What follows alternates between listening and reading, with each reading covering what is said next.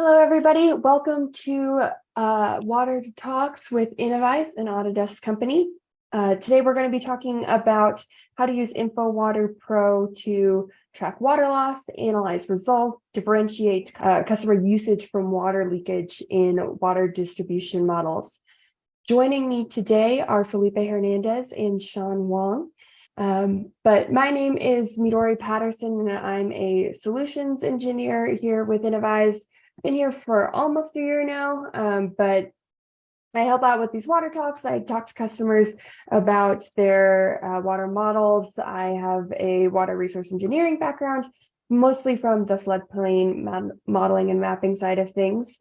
So that's why we have the water distribution modeling experts with us today. It's always really exciting when we get some people from our development team on these water talks.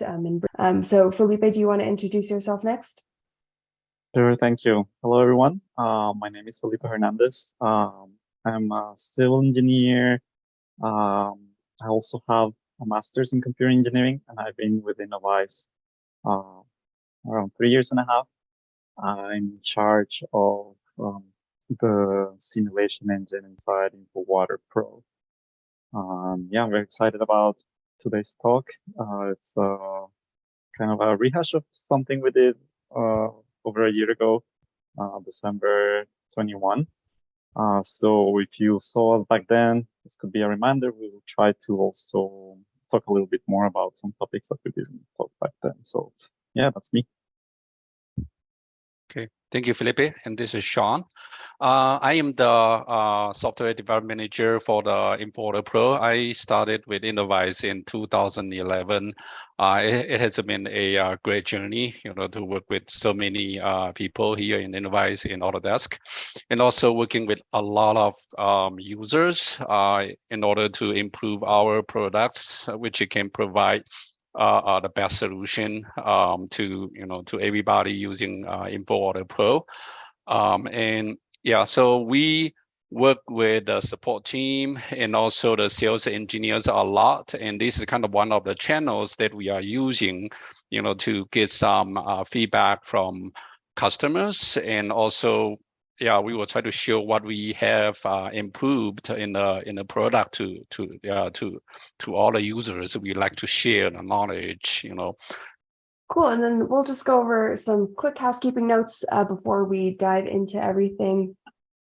So the goal of Water Talks, we've been doing these for a couple of years now, 2 or 3 years now, but the goal was really just to create a community where our customers can come and ask any and all of our questions, any and all of your questions regarding your water models, and we'll provide answers, give advice, offer insights to achieve those goals and to accelerate learning. A couple other things to note: if you do have questions throughout the presentation, please enter those within the Q&A box. The chat function won't be actively monitored. That's kind of more for or intended for internal dialogue between participants. So feel free to use it, but if you do have a question, please post it in the Q&A box, and then we'll try to answer all of those questions. If we do not get to your question, please stick around until the end, and there will be an option to fill out a survey and request follow-up from one of the people on this call today. Additionally, this webinar will be recorded and will be distributed to everybody. So if you have to pop out, don't worry, we'll send you an email with the recording. We are switching to a more monthly cadence of these water talks in the new year, just so we can focus on other sorts of distribution and other sorts of tips as far as getting this communication out to our customers. But upcoming ones, the next one will be in February 14th. We will be talking about InfoWorks ICM and troubleshooting within there. So working through any modeling snags or bugs or convergence errors that you might be getting in your storm or sanitary models. And then following that in March, we'll be doing an info drainage versus SSA, which is Autodesk legacy storm and sanitary analysis product.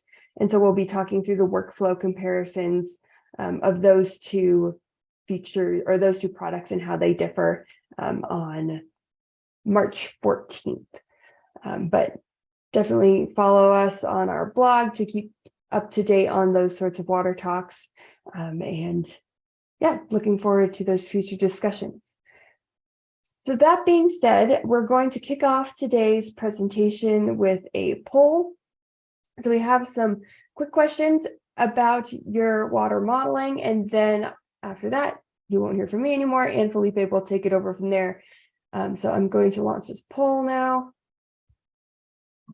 So you should be able to see some of these questions about what percentage of drinking water do you estimate is lost to leaks in your system? And then, are you familiar with emitters in water distribution models? We'll give people kind of a few seconds to fill out these answers here, and then we will proceed. Yeah, it looks like most people are estimating that about 5 to 10% for their estimation of how much is lost to leaks within their system. Some are around 10 to 20. Only 1% of people said more than 40, which I guess is good. And then looks like most people are, we don't have any expert emitter users in the audience today. The second question, with emitters, we have a 54% majority of people who don't know much about them. And then some other group that know what they are, but they don't use them. So that's kind of my hope today is give you hopefully good arguments of why they could be useful to you. So yeah, let me quickly share our results from 1 year ago. I think we have something pretty similar. We don't have exact same groups, but you can see that yeah, most of the leaks people report the leak levels are between 5 and 15%. And similarly, we have a big majority of people who are not very familiar with emitters. So, okay, let's jump right in. So here I want to introduce Miss Pressure Pipe. This was a character designed by a colleague, Bob Dickinson, just for this water talk. And I think she pretty much captures the essence of what's going on. She looks a bit angry, and I feel like she doesn't like current state of events in which we're ignoring in our models our leaks. And it seems like she's threatening to flood the city with leaks. So, you know, pretty much on topic. So I want to ask with the question, when we put demand values on our models, what percentage is actual demand and what percentage is a leak? And the reason why it's interesting to differentiate is because whereas actual demands are fixed amounts that we more or less know people are going to use, the leaks depend on pressure. So that means that no matter what the pressure of the system at our distribution point is, we assume the demand is going to be the same value. Whereas the pressure dependent leaks, if you have high pressure, you're going to have a much higher leak, and lower pressure, you have lower leak. And this is also a compound effect, because if you operate your pipes with a lot of pressure, then you'll create new fissures, new cracks, that will increase the amount of leakage through time. And we're talking both big pipe bursts, but also small fissures, small imperfections in the joints that cause background leakage, those that are very hard to control. So we focus on pressure dependent leaks. We can more or less simulate them using an emitter. So back to the question, what is an emitter? Emitter is simply an orifice model that tells us that the flow is dependent on a function of the pressure. So usually it's expressed like this. You have a coefficient, and then you multiply times the pressure to an exponent. And these are called the emitter coefficient and the emitter exponent. And the emitter coefficient is directly related to the area of that orifice that or that hole that we have on our pipe, and a coefficient of discharge. Whereas the emitter, we usually use 0.5. However, this could change slightly if we have different types of materials. If you have a flexible pipe material, then the exponent is going to be slightly different. Whereas if you have a rigid one, it stays around 0.5.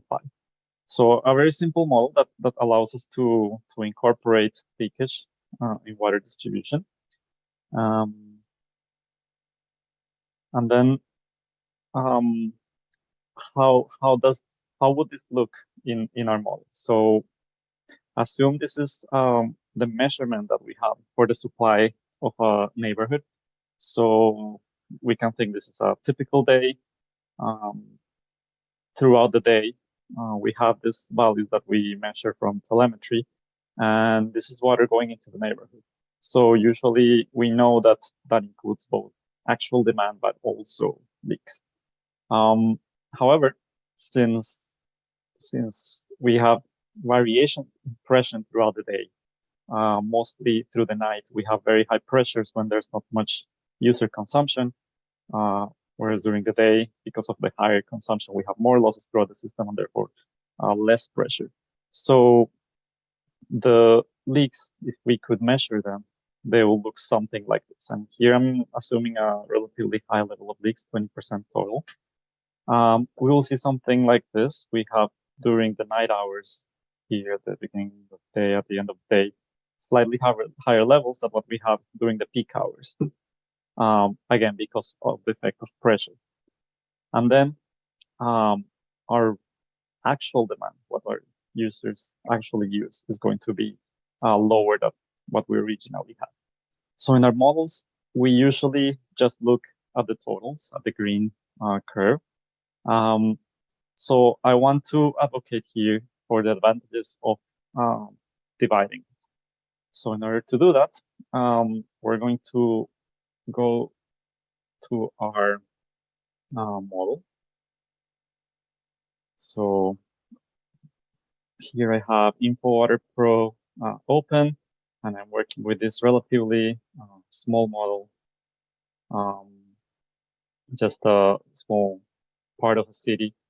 And what we can see is basically the junctions are showing us the pressure in PSI.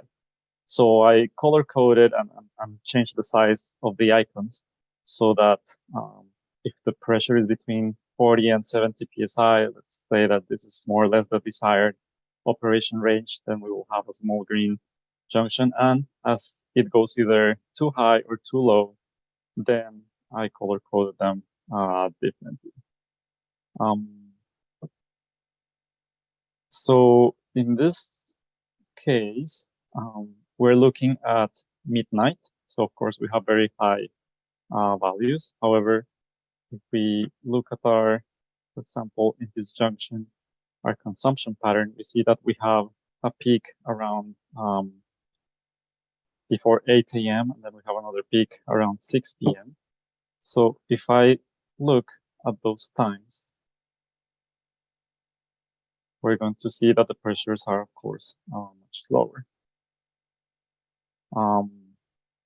So the reason why this model has such big differences in pressure and such high pressure, especially at the nighttime, is because this is a very hilly region, and therefore, in order to, depending on where your users are, up in the hill or down in the valley, then they'll have a much different pressure value.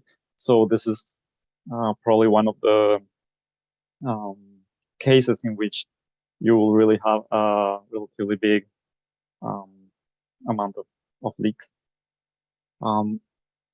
So how do I use emitters in InfoWater models? And this can also be used in other software systems. So for example, I have here this junction, which has a demand. If I want to add an emitter, I simply click on this tool icon and then click on emitter. And here I specify the emitter coefficient. Again, remember, the coefficient depends on the area of the corresponding hole that we have on the pipe holes. So I'm going to set a simple emitter coefficient of 1. So if I look at the demand here, we see in this junction, we have something between 0.5 and 1.2 gallons per minute. But now that I changed added the emitter, then if I run the model again, then we should be able to see a difference. If I refresh the graph, now we have a much higher outflow.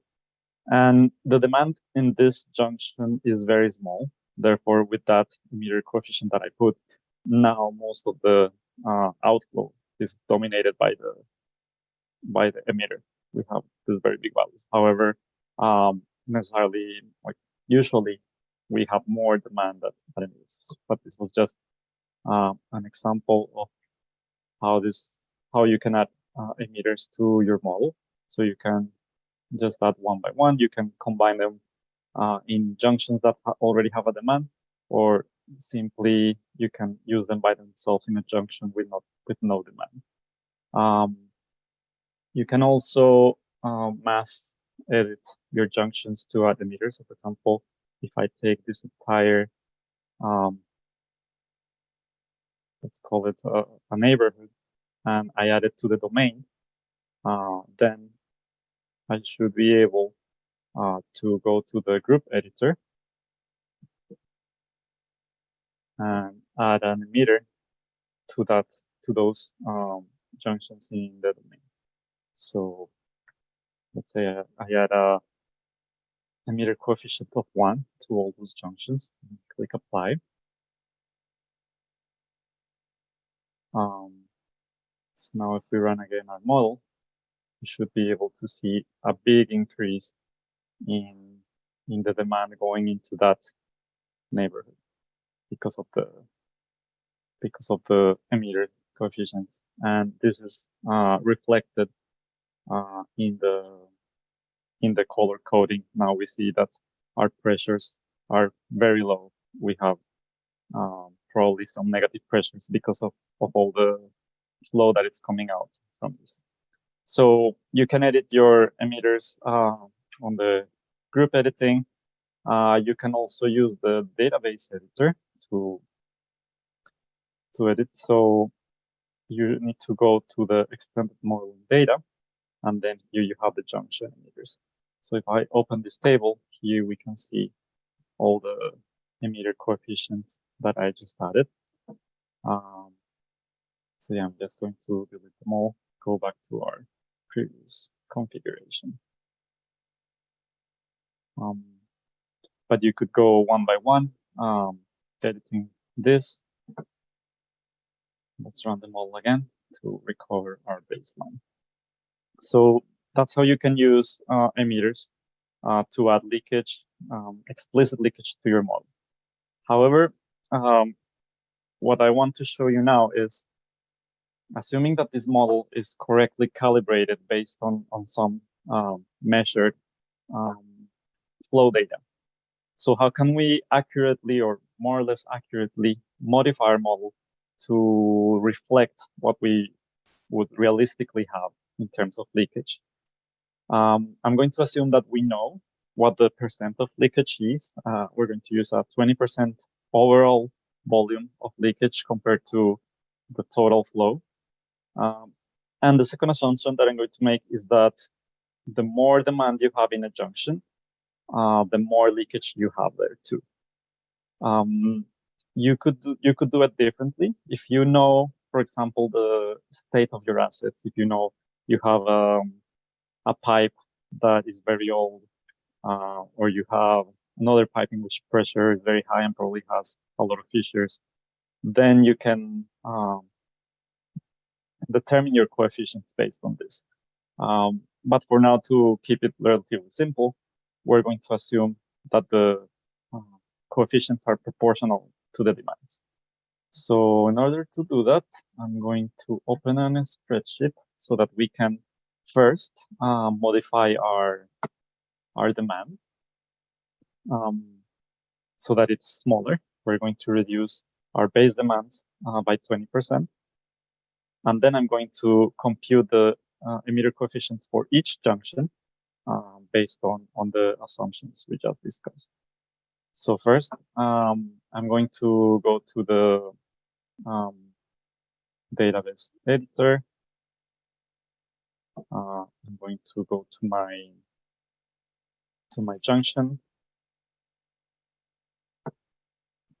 and I'm going to copy to my spreadsheet both the junction IDs and my base demands.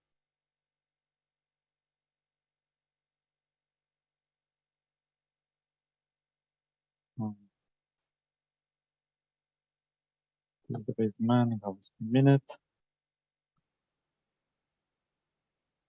And then I want to change it to the actual base demand. We could directly use the calculator in InfoWater, but let me do it this time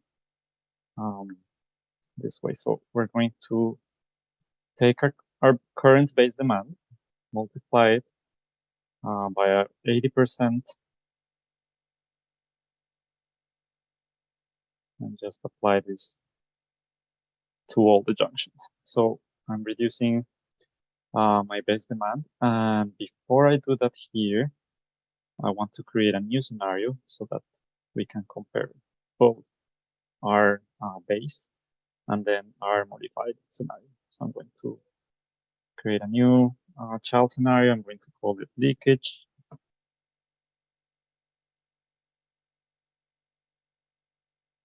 And the only difference is going to be the demand set. Okay, so I'm going to clone my demand set and create a new demand set, which is called leakage. That is going to have the actual demands instead of the total demands. And that's the only difference between my two scenarios. And now I'm going to go ahead and activate my leakage scenario. All right. And with that, now we can go back to our database editor and enter our new base demand data from our spreadsheet. Okay, so I'm going to copy this here and paste it here, and there you go. We have now 80% of the base demand. So that's step one, modify our base demand. Step two, we're going to compute our emitter coefficients.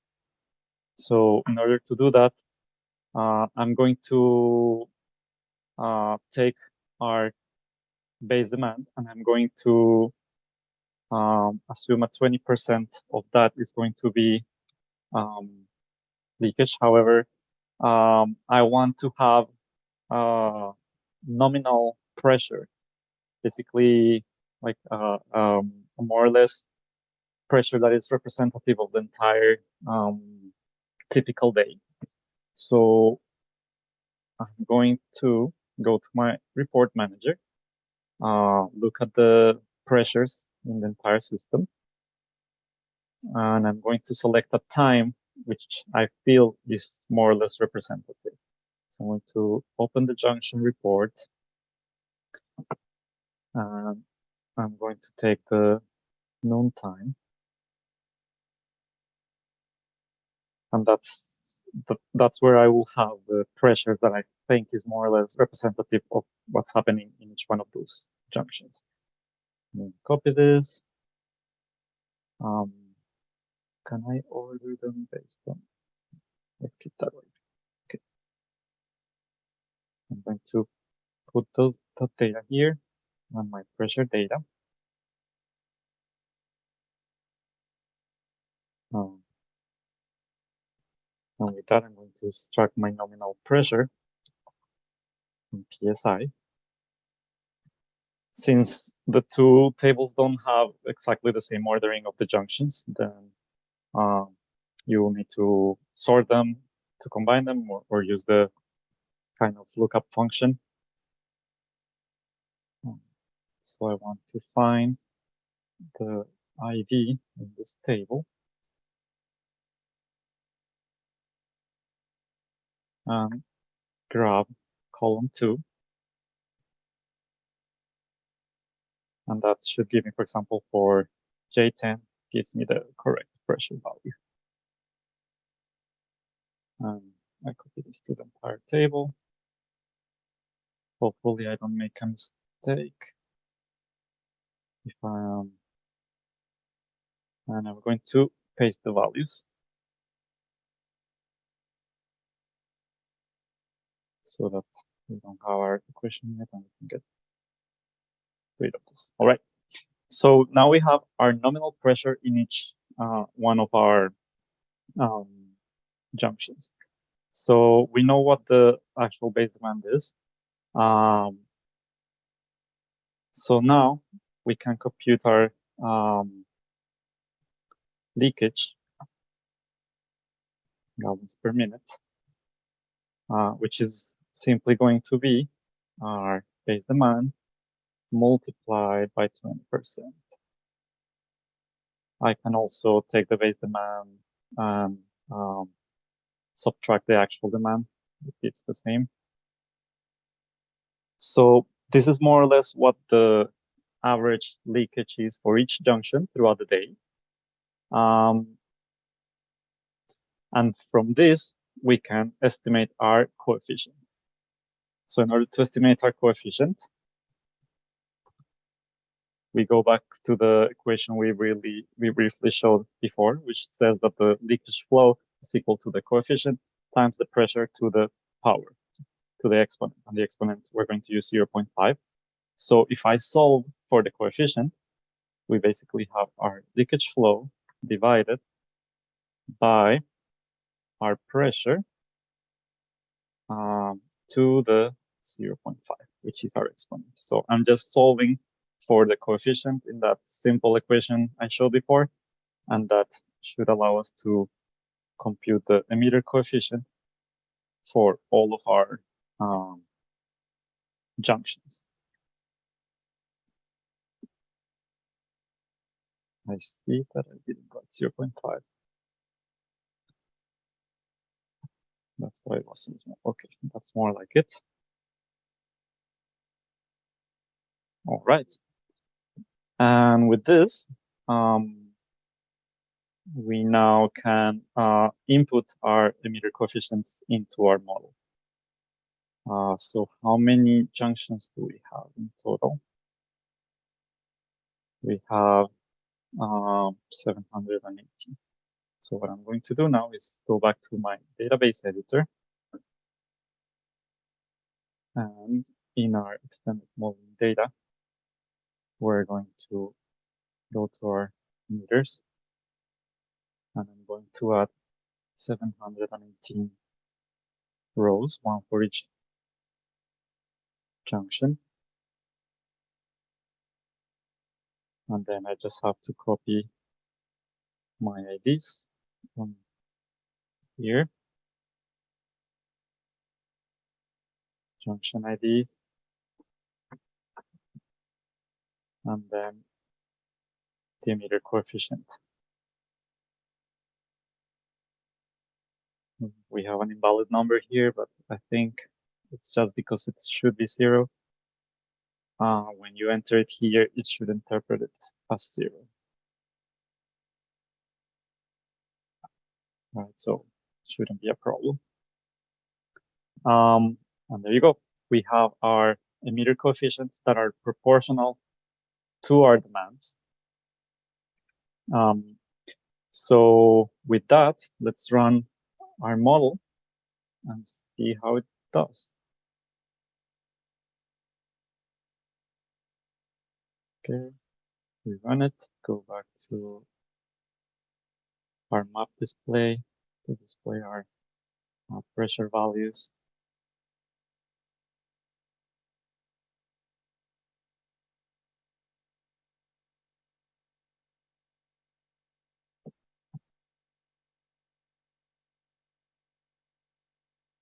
And let's look, for example, doesn't matter which junction, they all have the same, more or less the same behavior. So for example, let's look at this one.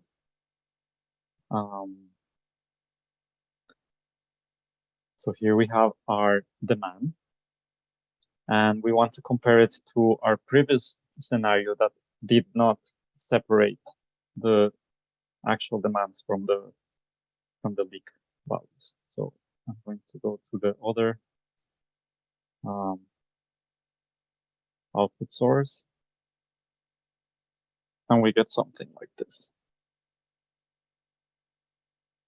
So even though we modified both the emitter values and the base demands, we have slightly different behavior now.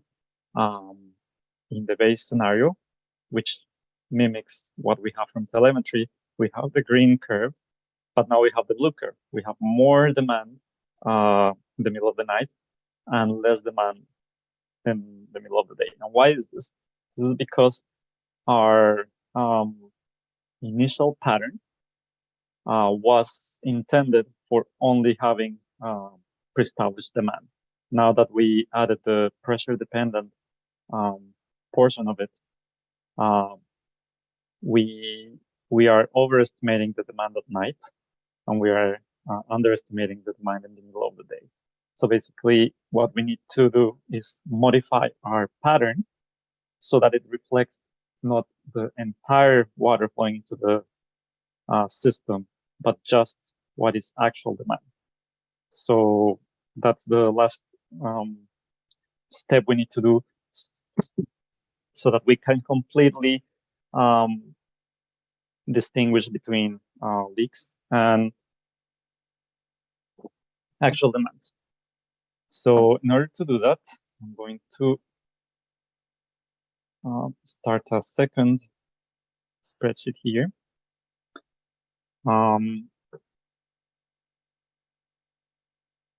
So we first are going to need the target hydrograph or demand pattern here. So I'm going to copy it into my spreadsheet.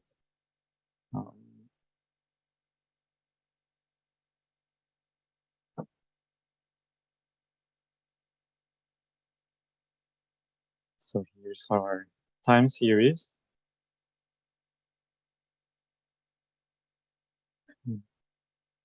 Paste.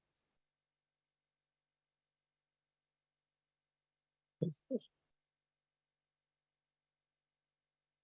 Okay, so I'm transposing my time series. Now I'm going to transpose my demands.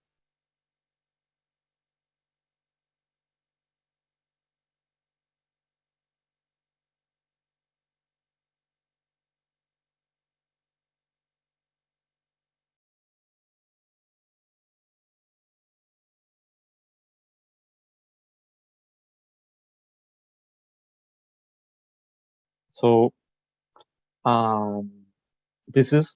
we can call this our total outflow.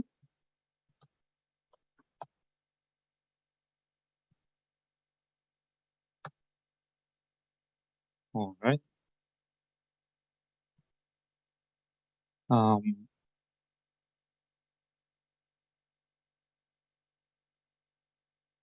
And then we can bring our pressure series.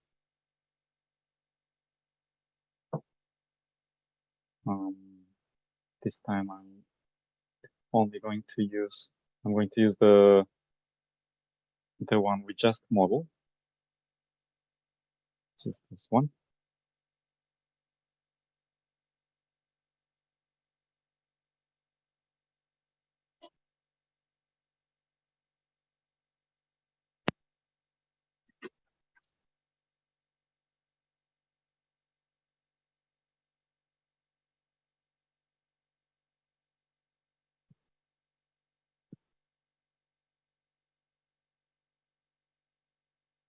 All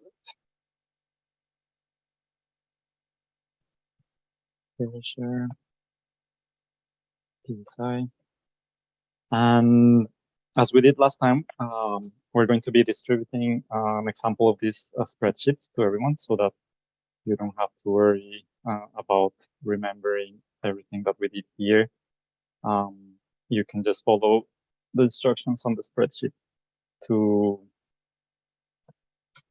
when you want to incorporate this into your own models. Okay. We know that we can look at the emitter coefficient of this junction, J78. So we can go here and see that this is our emitter coefficient.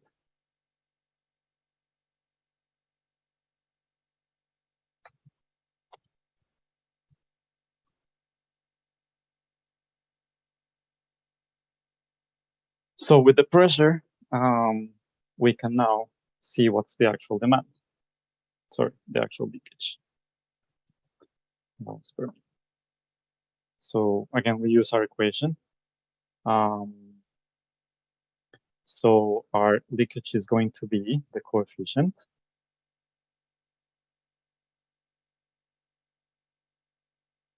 times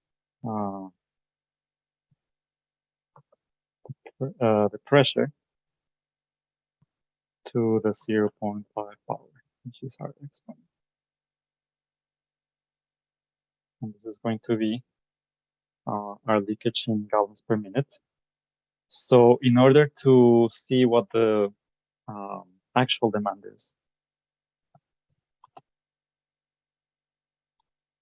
we just take our total outflow and subtract the leakage. And with that, we have our actual demand throughout the day that we can use to create our own new pattern of actual demand. So let me just compute the average or the total. Let's say the average of all these values so that we can normalize.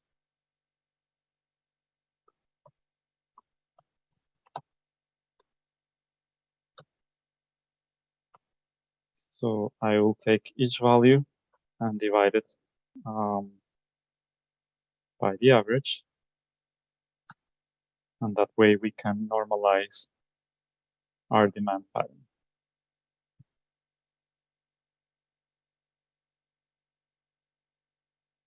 There we go. So back in my model, I can go to my patterns. Currently, we only have a single demand pattern. So we want to add a new one. Let's call it actual.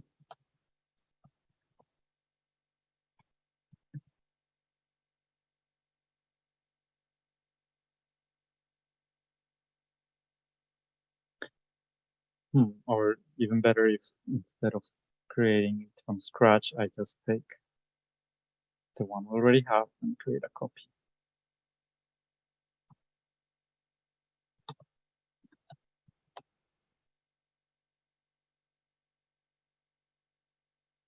So in this one, we're going to take our values from the spreadsheet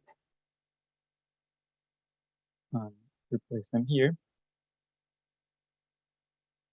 And now you can see the difference between the previous total outflow pattern and the actual demand. So the actual demand has slightly higher values in the peak hours, slightly lower values in the middle of the night. So with that, we can go to our database editor and replace the pattern for all our junctions.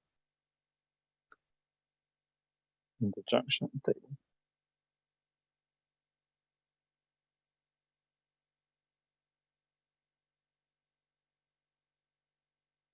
I'll just select all these ones and the block editing, and I'm going to replace with actual, which is our new pattern. And with that, we can now run our model.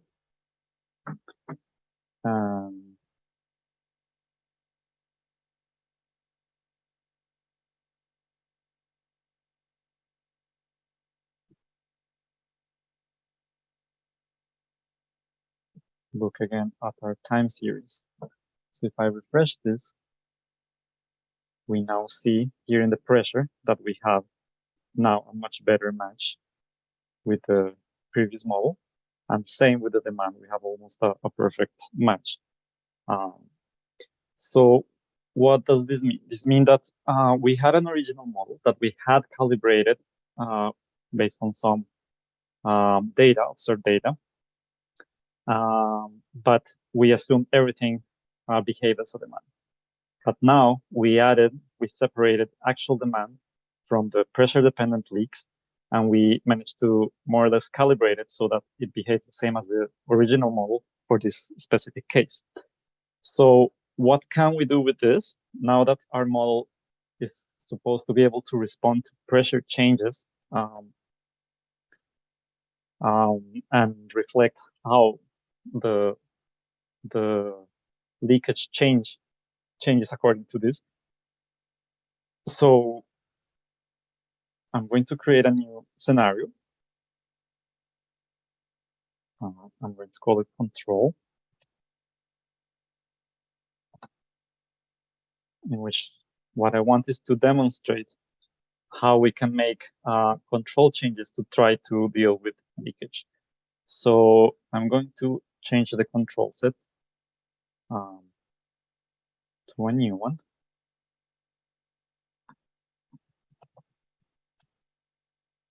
Leakage control. Okay. And let's activate now our control scenario.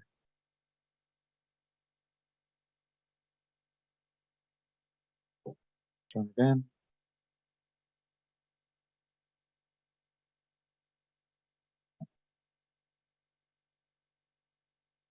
Okay, looks like now it's working all right.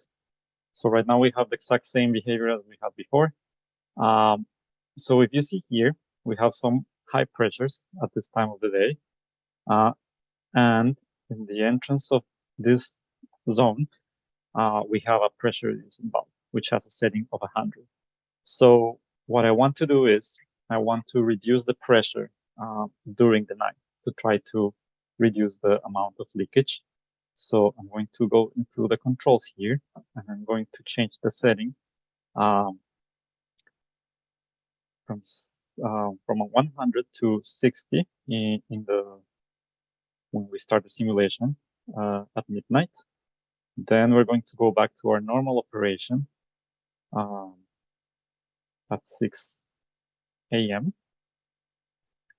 and then go back to our nighttime operation at 10 p.m.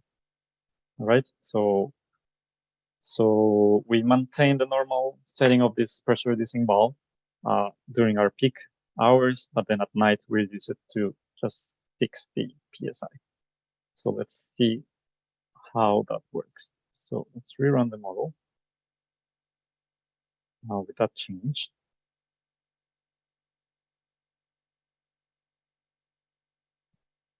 And now we're able to see that at midnight, many of these pressures were reduced to less extreme values. And if I analyze a single junction here, for example, let's look at the pressure. So now we see the two changes in operation. This is nighttime operation, daytime operation. And if we compare with what we had before, so let's bring our output from the leakage scenario. So we see that the pressure reducing valve always had the same setting, 100. But what's more important is that now when we look at demand, we actually have smaller leakage than we used to have in the leakage scenario. So by modifying the settings of this pressure reducing valve at night, we can now see how we are reducing our leakage flow. And this is something we could not do before when we had our original model that did not take into account pressure, because we will still see the same value and it will not reflect what happened when we modify the pressure. So this is just one example of what we can do with this kind of models. We can try to test different scenarios in which we attempt to modify our control operation to see how much we can reduce our non-revenue water. So yeah, with that, let me go back to the PowerPoint to share some final thoughts. Then we can open it to questions.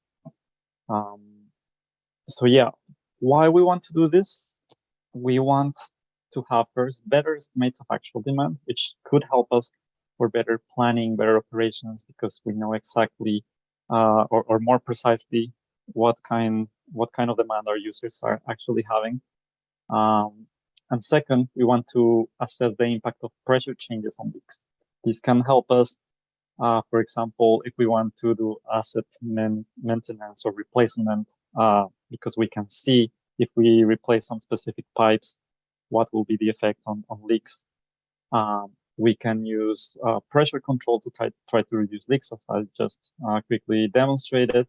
This also helps for emergency response. Imagine that we have a burst. We can model the burst as a big emitter, and then we can see as we close pipes, isolate the burst, how the pressure dependence of this outflow is going to change with the changes in pressure, and same how our users are going to be affected. So I think it's worth it.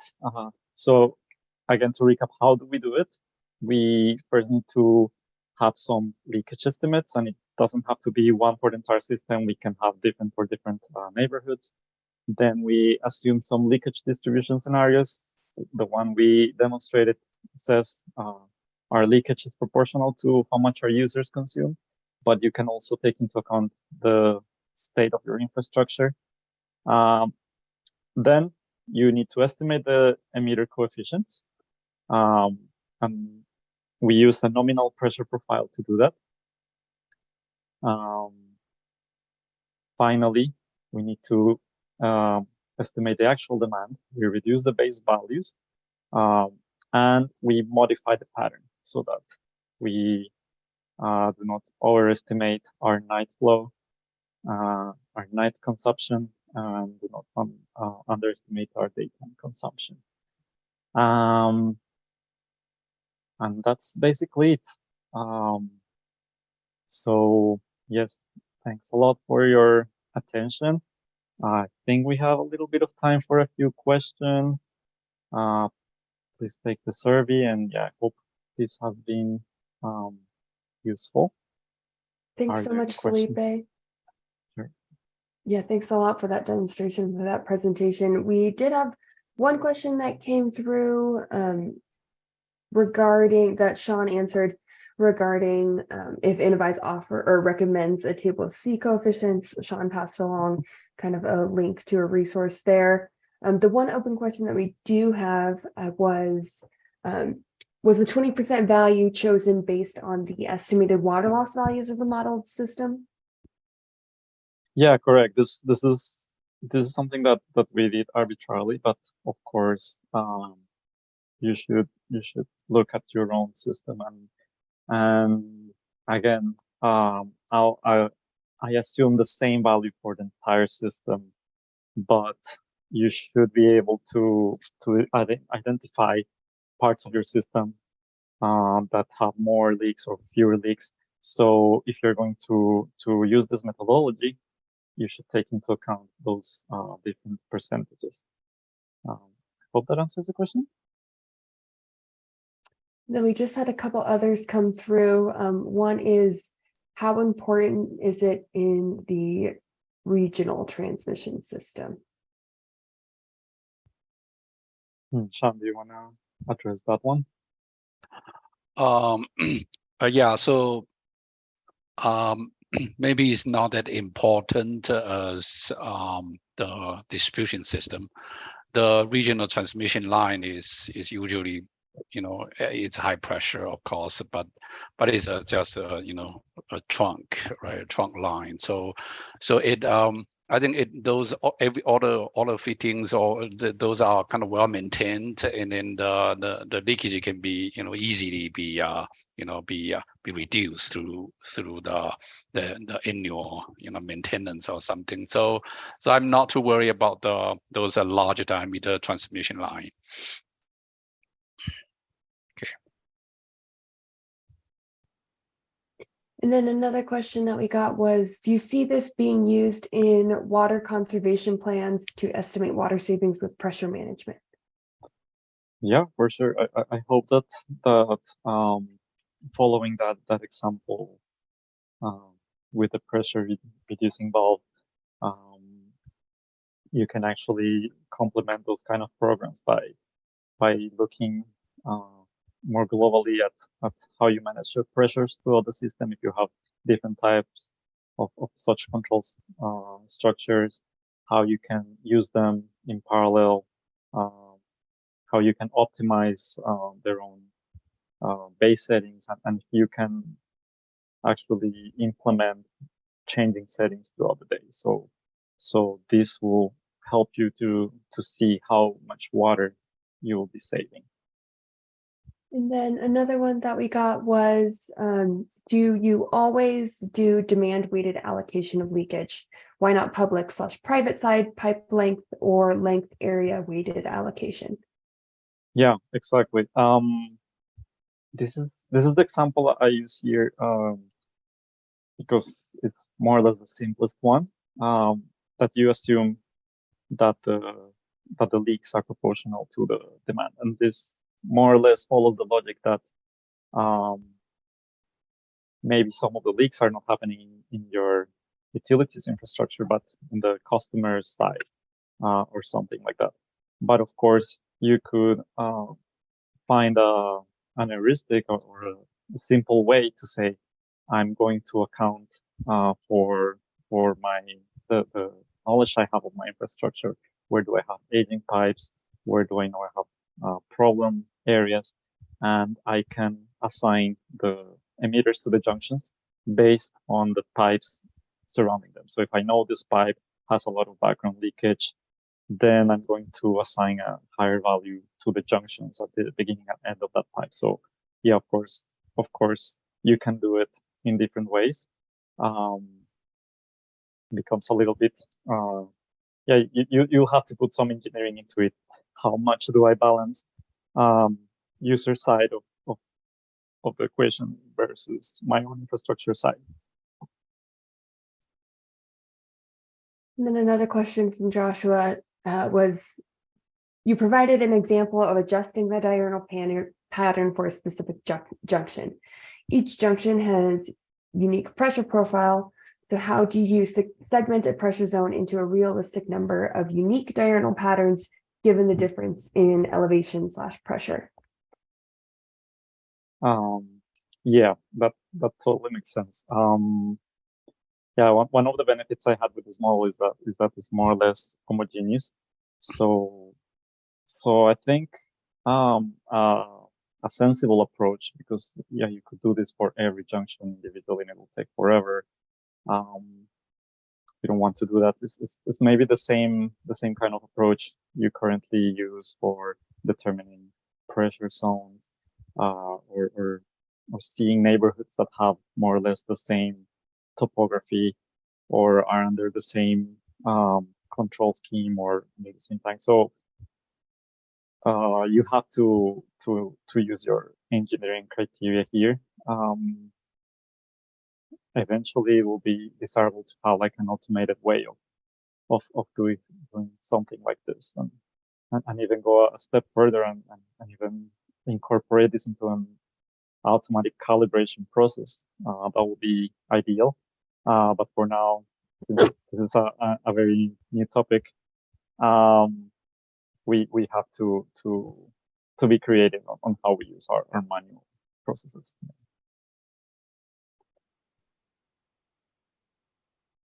Makes sense. Thanks, Felipe. And then we'll answer this last question and then we'll end the webinar. But just a reminder, in the exit survey, you should have the opportunity to request one of us to reach out to you if we didn't get your question.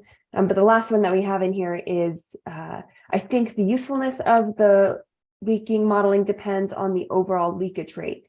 Do you have guidance at what leakage rate the leakage modeling should be conducted? Yeah, I think, yeah, of course, it depends on the overall leakage rate. On a very tight system that doesn't deal with very high pressures, you probably wouldn't need this much.